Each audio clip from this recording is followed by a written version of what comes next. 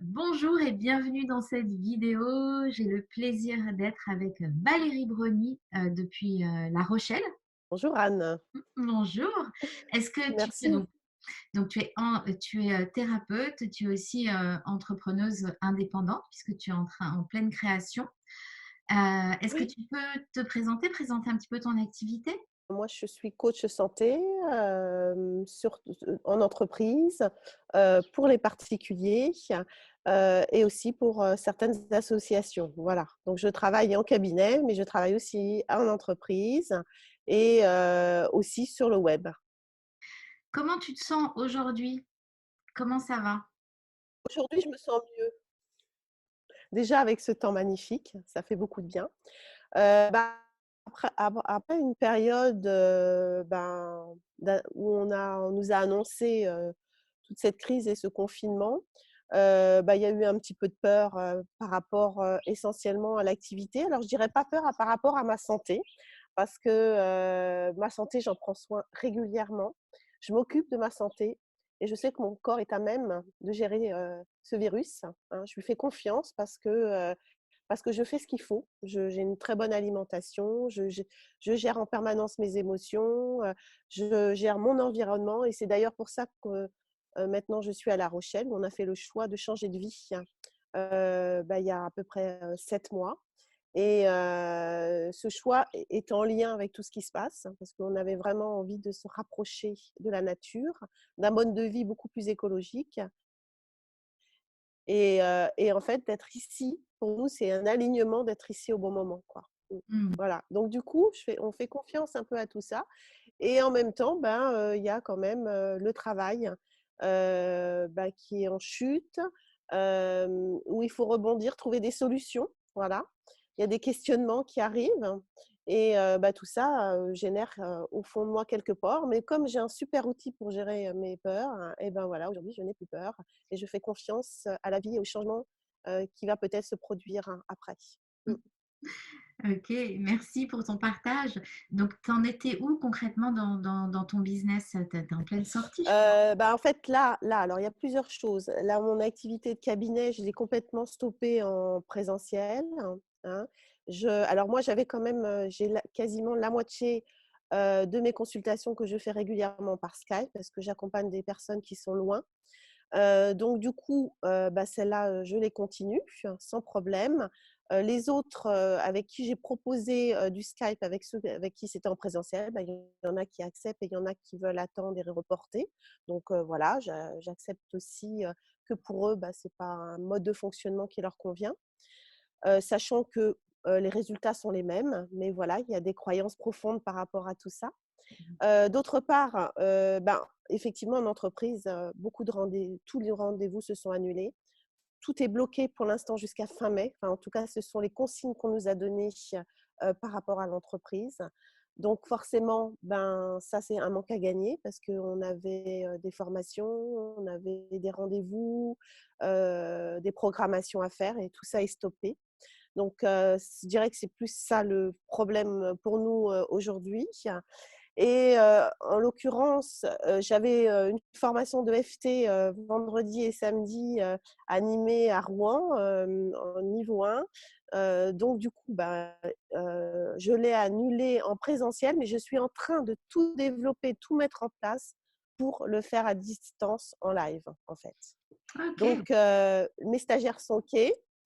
Il y en a qu'une qui ne le souhaite pas parce que je pense que, voilà, tout le monde ne traverse pas, cette période de la même manière et que pour certains, ça leur donne envie d'avancer, pour d'autres, ça les stoppe, ça les bloque et ça, je peux entendre ça aussi, hein. Mmh. Donc je suis en train de tout mettre en place et du coup, on fait vendredi et samedi, la formation à distance, mais ça sera en live donc j'ai réfléchi, j'ai réadapté.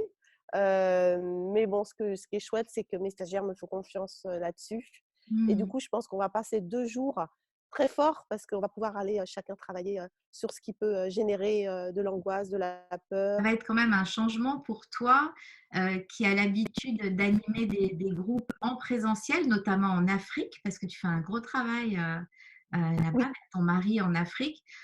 Ça va être quand même, différent, mais Bah, en bravo fait, de j'ai un groupe, j'ai un groupe WhatsApp avec, tous nos formateurs et nos stagiaires, à Dakar, au Sénégal.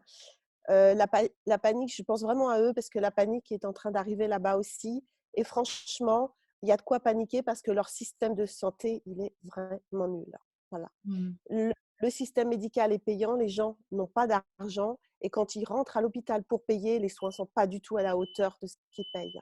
Donc, mmh, il y a beaucoup de pauvreté, beaucoup, de difficultés, au jour le jour là-bas, de pouvoir, pour tout le monde manger et cetera et si ce virus arrive dans ce pays, ça va être dramatique, pour beaucoup.